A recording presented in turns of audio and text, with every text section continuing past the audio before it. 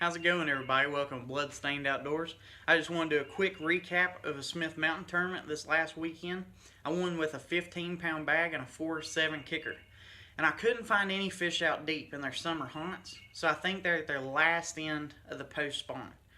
We were catching these fish on the points of shoals. If you could find a shoal, 8, 10 foot of water, and it would drop off to 20, that's where I caught every one of my fish except for one. So pretty good pattern there.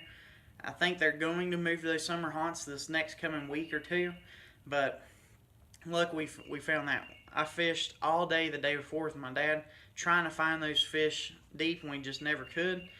So the next day we came out deep, and what I did most of my damage on is I caught 2 smallmouth in the morning, and they came on top water. And what I was throwing was I was throwing Repo Man, just a spook type bait. And one important thing I will add is I'll never throw a spook without 2 hooks, or without 3 hooks. Excuse me. With these smallmouth, the more hooks you got on bait, the better. So I was throwing this. I had it on a pretty short rod, of course, helps working that spook.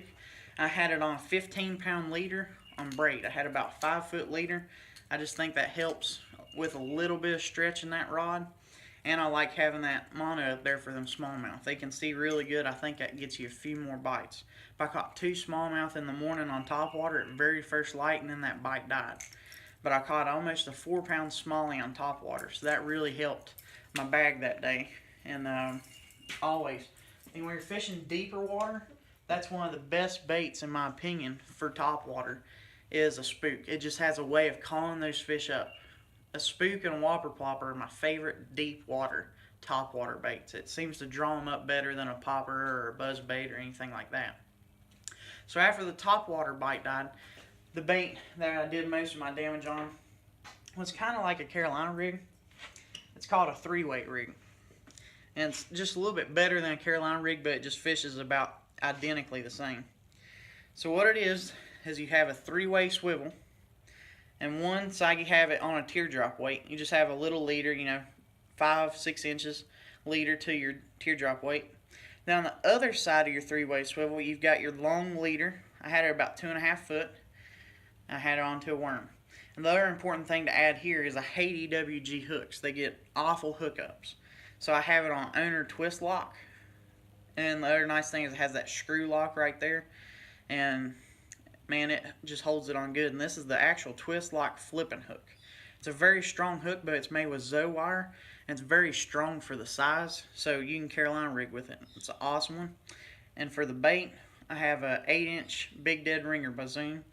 That is one of my favorite baits for Carolina rigging. Well, 3-way rigging there is. I mean, it's just awesome. And it's just green pumpkin with a little bit of orange tail dipped. Just help give it a little bit of shine in the water, because we had it pretty heavy stain from all the rain we've had. But the real benefit to fishing a 3-way rig versus a Carolina rig is, one, you've got direct contact. So when this bottom weight is on, you're still in contact with your main line. So you can feel bites like no other. With the Carolina rig, if you want to feel that fish, he has to pull that whole weight off the ground. Well, your weight can be on the bottom, and you're still in direct contact. So you can feel bites really well. The other thing is where you've got this drop to your weight's hitting those rocks and everything, your line never does. I fished this all day without having to retie. The other thing is we're fishing some big chunk rock. Well, now your weight will get hung up. You break that off, and then you just retie a new weight on. Where before, if your weight gets caught, you break off your whole rig and have to retie. I didn't have to retie this all day. I fished it straight like that. And that's another little trick, is tie this with like 8-pound. As my main line I had 20, and this was 17-pound leader. If you tie your weight with light line like 8 or 12-pound, this will break before your actual rig does. So that's the real benefit of throwing a 3-way rig. It just works better than a Carolina rig because you've got direct contact. You can feel the fish. When you're fishing deep water, I think this stays down a little bit better. It casts better where you've got that swinging weight. You ain't trying to heave that long leader when it's up to your when it's above your swivel. So it's just got a lot of advantages, and it really helps keeping you fish longer. So other fish came on 3-weight rig. Biggest fish of the day came on a 3-weight rig. It's just an awesome little rig, and it fishes good. Like I said, it's pretty much a Carolina rig. It's just got a little bit better functionality. And then last but not least, so I caught my biggest fish probably about 10 o'clock. Then I caught another smaller fish, my smallest fish of the day, just after that.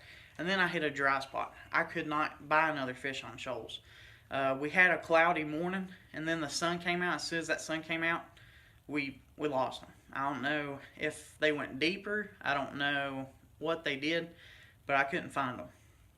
So what we did is, when you don't know where they're at and you just need a bite, you go to your confidence baits.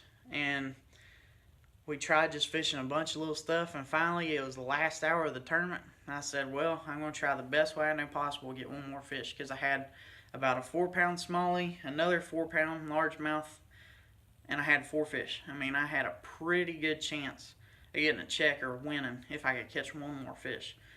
So when it gets tough and it was windy, that's my go-to. It's a little Norman deep little end. I cannot tell you how many times this bait has got me out of scrapes or won tournaments. It's one of the best digging crankbaits you can find. It'll go through about anything.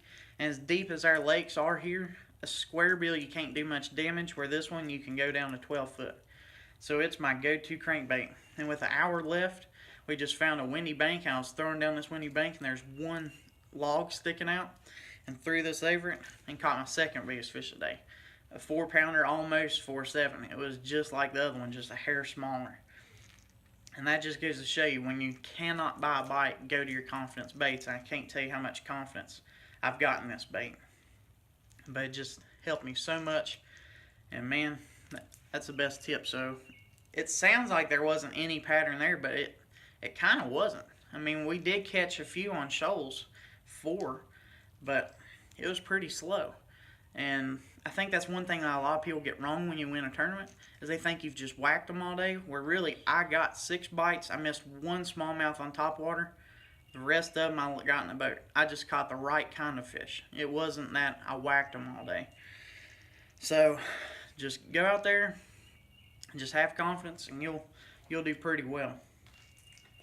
I believe that's all I've got to say. As always, God bless, and we'll see you next time.